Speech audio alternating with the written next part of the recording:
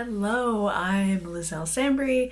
I'm an author, and welcome to week 2 of Camp NaNo, in which my hair will get progressively messier until Friday when I have to be on a Zoom, and then I'll freshen it up suddenly. Oh, I've just been really lazy. I just can't be bothered. So yeah, that's why you're probably gonna see the same hairstyle all week, which is whatever, because most people wear the same hairstyle because their hair is just always down. So whatever. Anyway, the writing, it's week 2 of Camp NaNo. It is Easter Monday. I don't know what that means. I don't really know what happens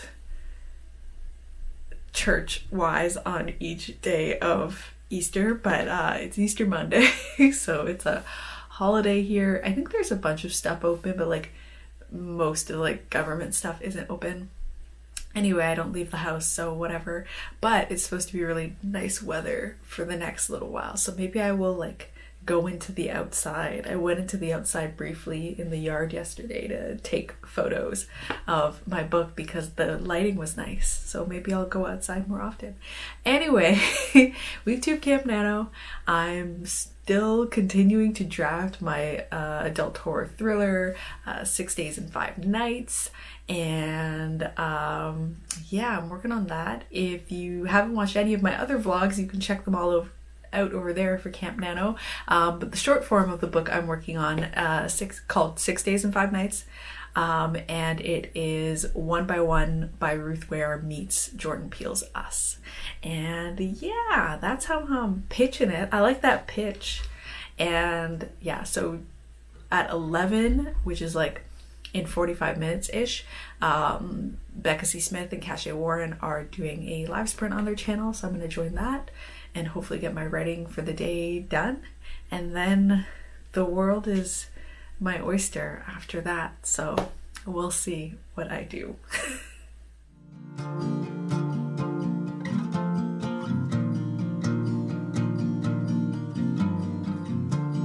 If I make it out to New York, will I miss the sunset drives? I know growing up is due for me, but I've never been the type to fall in line. They knocked down the old grocery store, and more than now I don't feel right. Oh, my brother, he is so sure, but I'm lost without a clue and call it love.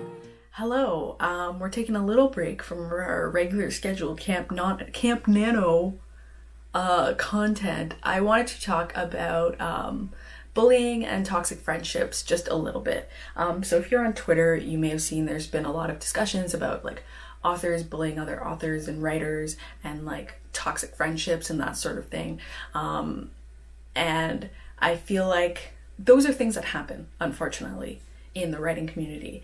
But I also feel it can be really discouraging if you're just kind of coming and trying to get started in that community, and now it's I was already worried about how I was gonna make friends, and now it's oh, people are bullying other people, or engaging or creating toxic friendships, and now I gotta watch out for that on top of everything, and it can feel really discouraging. So I just wanted to talk about that a bit, because I always when people ask me, how did you keep going in publishing? How did you propel yourself forward and keep writing books and trying even when you had failures? And I've always maintained that the big thing that helped me push forward was having writing friends, and having friends in the community that were going through the same things that I was going through. You know, I have some great support groups and friend groups. I have friends from Authortube, I have Toronto writer friends, I have friends that I've gotten in contact with through my debut group, and that's been such a huge thing for me. I've also had toxic friendships. I did have a toxic writer friend.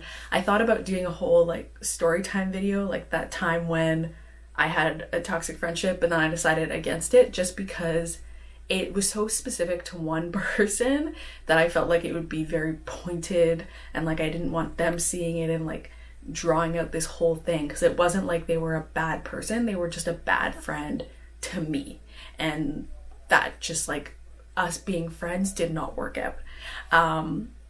But yeah, that didn't make me feel great or rosy sunshine. But after that experience, because I was like kind of earlier on in me kind of getting into the writing community, and that was just one of the friends I'd had for a very long time. And then since then I've, you know, gone on and I've made other friends with like positive friendships.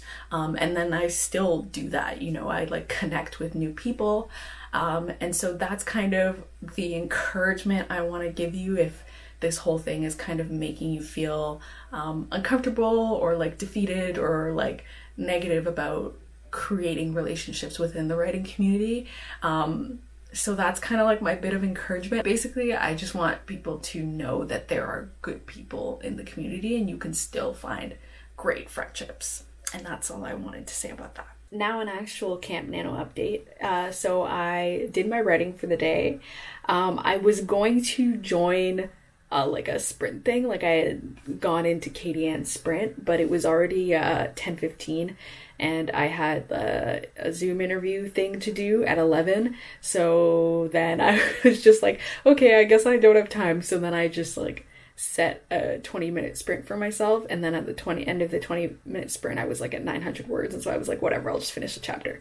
So then I just finished the chapter and I like finished because my chapters are 1,500 words, but my word count goal is closer to like 1,650. This time my chapter was like 1,300 words, and so I like was jumping around to like add words elsewhere in the little social media breaks that I talked about before, and I finished just at like 10:59. So I finished just as I had to jump into that interview. It was with the student newspaper at my alma mater, which I assume I'm allowed to say. I don't think it's like a secret thing. I did one with them before, but it was when my book was like first announced. So it was like fresh first announced, and like we didn't even have a title yet.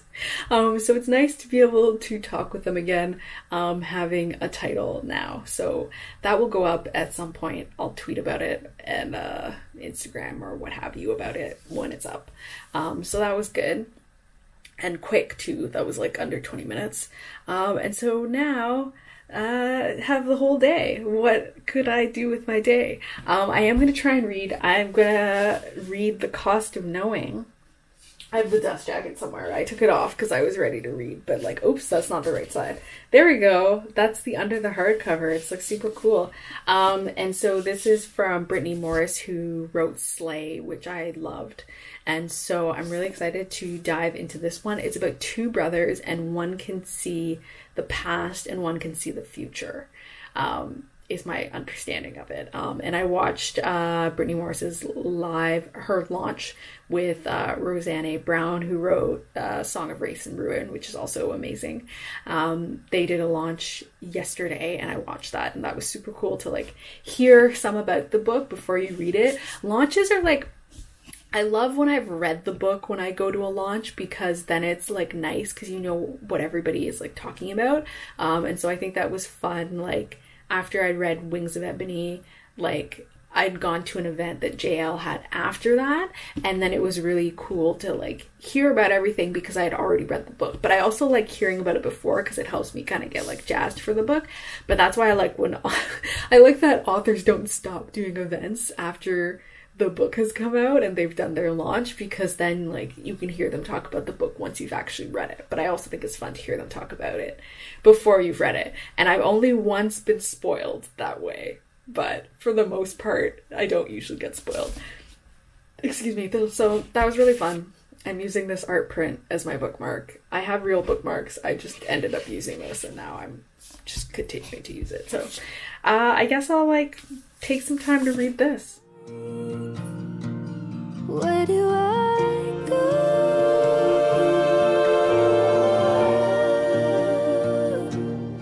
How do I know?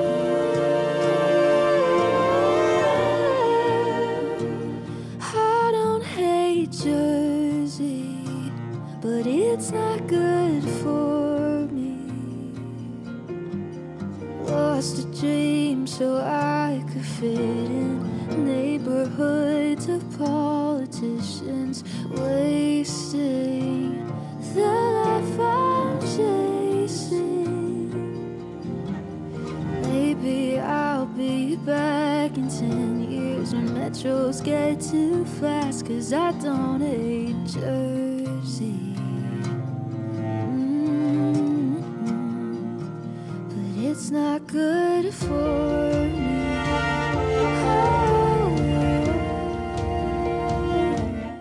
Hello. So many things happened today. Not even so many things. It feels like a lot of things. I did my hair. So now my hair is fresh after me wearing it stale as hell for 2 weeks, because I was like, I have an interview on this day. So I was like, let me stretch my hair until right before I have to do that. So yeah, that was important to me. But today, I woke up, I did my hair stuff, I FaceTimed my mom, which is so funny. There's something, it's so interesting because my sister is, gonna turn 4 this year. And so I've been watching my mom parent a child, which is so interesting because I am the child also, and I am still a child. I know I'm turning 30 this year, but I'm basically still a child. I still call my mom mommy. I just like don't say mommy in front of other people because it's embarrassing, but I do call her that. And so yeah, it's just such an interesting experience. I'm like, I was like, I guess that's how you raised me. Anyway, so I did that, and then I made a TikTok. I decided, I was like, you know what, after I like posted my office on Instagram, I was like, oh, I could like totally do like an office tour for TikTok. I was like, that would be enjoyable for me and like not super high effort. I wouldn't have to try and be funny, because that's like my barrier to TikTok, is I don't think I'm funny, and so like I feel really embarrassed about like trying to do TikTok and like being fun and funny, because I don't think of myself as a funny or silly person at all. I'm like too self-conscious to be like properly silly unless I'm like with real people I know really, really well. And so it's like too much for me to be silly on the internet. But I thought that would be fun, so I did that and put that up. That was a learning curve for sure. But then I had an interview that I did. I don't think I can say who it's with yet, but I did that, and that was so nice. I just like, I still haven't conceptualized the fact that people have the ability to read my book. And so they were talking about the book because they had read the book, and I was like, oh yeah, you've read the book. And it was so just like, it really made my heart warm. Like, they had so many nice, amazing things to say about the book. And they were sharing the book with like teens and kids that were able to like read the book, and like shared like them really liking the book. And that made me really, really happy. You know, I know the YA market is like, includes a lot of adults, and that's great. Like, I love adults read the book and love it. That's awesome. But like, to me, I really wrote it for teens, and so it makes me really, really happy to think of like teens reading it and enjoying it. Because, you know, with ARCs, ARCs are really for marketing purposes, so I wasn't sure that they would necessarily get to teen readers at this point, that it would more be a thing in the future, which is why I was so excited about being picked for the Junior Library Guild, because I was like, yes, the books will get into libraries and teens will have access. And so those are things that really excite me, and so it like warmed my heart so much that they had really enjoyed the book and that teens were enjoying the book. So yeah, I'm gonna ride that high for like several weeks.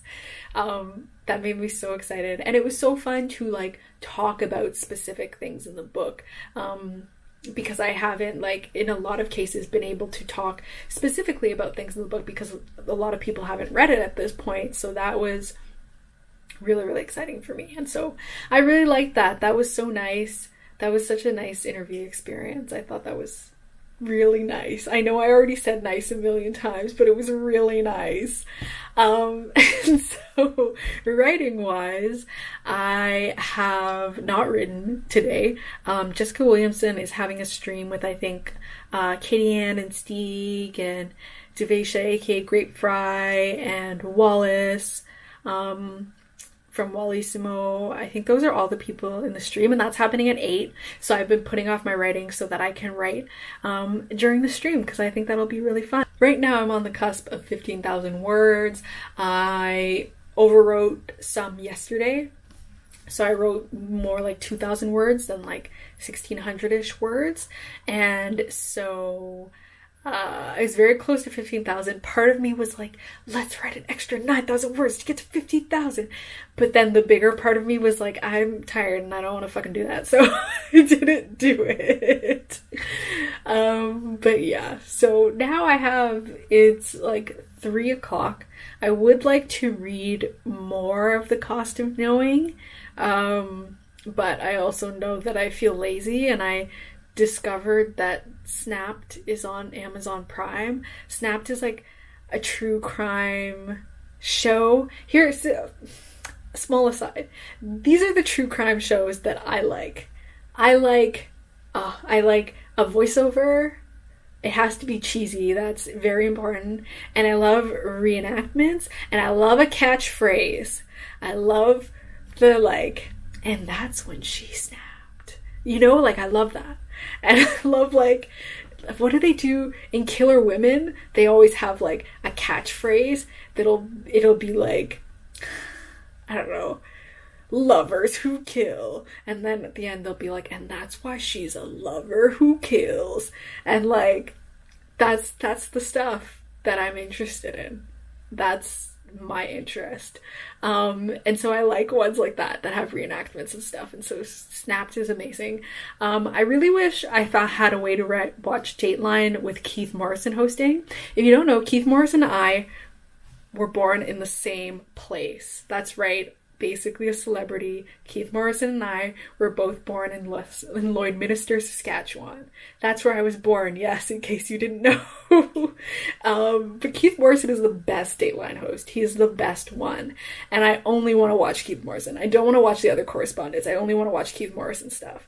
And so I don't know, I can't figure out how to watch that. Anyway, this update has become so long because I just talked about whatever I wanted. I feel like I'm very giddy because I was so happy to chat, and now I'm just like, so anyway, that's it for me. I'll catch up with you. Today's Friday, so either tomorrow or on Sunday I'll catch up with you. I've been trying to skip a day precisely because I talk too much, and then it makes the video very, very long, and so I'll probably catch up with you on Sunday. Thought I found myself at 18. Then I spent a year alone. These purples get suffocated, but they've watched me heal and break and brought me home.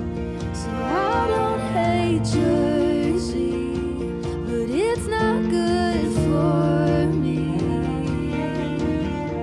Lost a dream so I could fit in neighborhoods apart. It is Sunday. It is the end of the second week of Camp NaNo. I just got finished doing my writing for the day.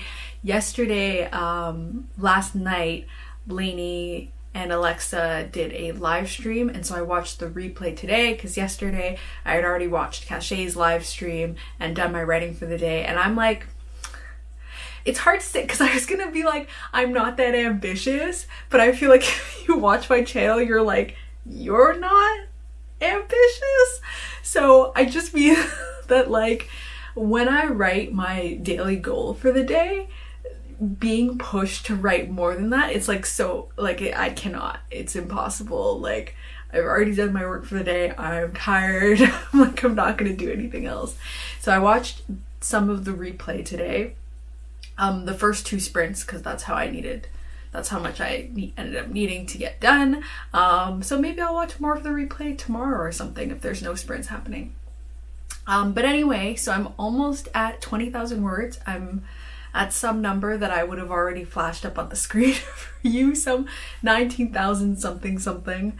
I did overwrite a chapter a bit today, but it's okay because it was only 1 chapter and I'm all right with it.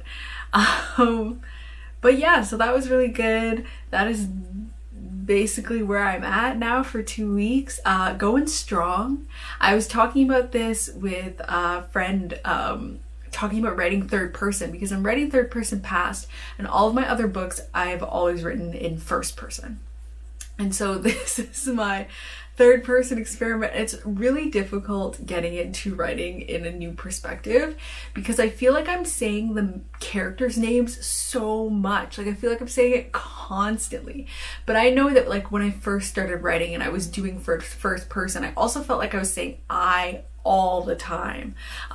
So I'm hoping that even though it's awful now, that when I like go and do revisions, I'll get more used to the third person past style, and then I'll be able to do better at it. It's just I'm writing in third person past this time and not first person because I think logistically, for the fact that like people have different secrets and that sort of thing, it's better if I do a third person, even if I'm doing a close third, because I feel like a first person, I feel like it's hard, it's hard to keep secrets in first person, and I have done it before, like I've done it for my horror, but I just thought it would work better. And like so many adult horror and thrillers that I read are third person past, and I also think that for me, because I'm trying to write adult, and in the past I've written YA, and sometimes I've written YA and I've wanted to kind of change it to adult, and I've been like, but it has a very YA voice, and so part of me feels like if I write it in first person, it's more likely that I'm going to end up with a more YA voice than I want. And so I think that the third person is going to help me do a more adult voice. This is my in my head theory. Maybe that will pan out, maybe it won't, but that's why I'm doing it. So I'm hoping that I can like get better with doing that as time goes on. Some other news, my editor DM'd me to say that she finished reading the sequel and she loves it, which is like a weight off of my back because I was like, oh, what if she hates it? Then what will I do? And so I think more than anything, I didn't truly expect her to hate it, but then I also like, I feared mediocrity. I feared it just like not being very good and then like having to do like huge overhaul edits because I just like didn't do a good job. So that made me feel really good and I'm very, very happy about that. And so she said, edit letter is incoming next week. So I suspected that this would happen because I gave my book in on the 1st of March. I suspected that at some point in April I would be getting my edit letter, and I decided to do Camp NaNo anyway because I feel that I can do both. So that's gonna be my thing, is I'm going to both be drafting this adult horror thriller, and I will also be working on my edits for the Blood Like Magic sequel, which title, we have thought of a title. I'm not saying it yet. I just, not even that I can't, I just think we're not saying it. Also, it feels like I can wait on saying what the title is. So yeah, so whenever I get my edit letter next week, I'm going to have to start doing both. So I think my plan will be that in the morning, unless there's a stream happening later in the day, I will work on drafting because I feel like I'm more fresh for drafting in the morning, and then at some point in the afternoon I'll work on doing editing stuff, and that'll basically be my schedule. And if there's like a stream at night, I'll save that for drafting and I'll do editing in the morning or something like that, because editing during sprints is like harder for me because I do need more time to edit and to take that time to do it. Sprinting is really more conducive to me for drafting, and so I want to save those times for that. So it's gonna be working on 2 projects at once, but I feel like it's gonna be good for me because that's definitely how I want to be working as an author. I want to be able to like do 2 projects at once and like have that sort of workflow and have that sort of output. So yeah, so we'll see when that happens. We'll see how many edits I have to do. But yeah, the sequel process is happening, and I guess at some point, once way in the future in 2022, once, or not even way in the future actually, because I'll be done writing the sequel this year. Like everything will be done this year for 2022. So once I'm done the full sequel process, I will definitely do a video where I talk about the whole thing, because this is my first time writing a sequel, because in traditional publishing you don't write the sequel until you've sold the first book, and so this is my first time really doing it. So yeah, I'll do a whole video on that process later on. And yeah, how did your week 2 Camp NaNo go? Comment down below with how things worked out for you. If you like this video, please give it a thumbs up, and if you haven't subscribed already, please subscribe. I post once a week on Tuesdays, and thank you so much for watching. Bye. Wasting what I should have been.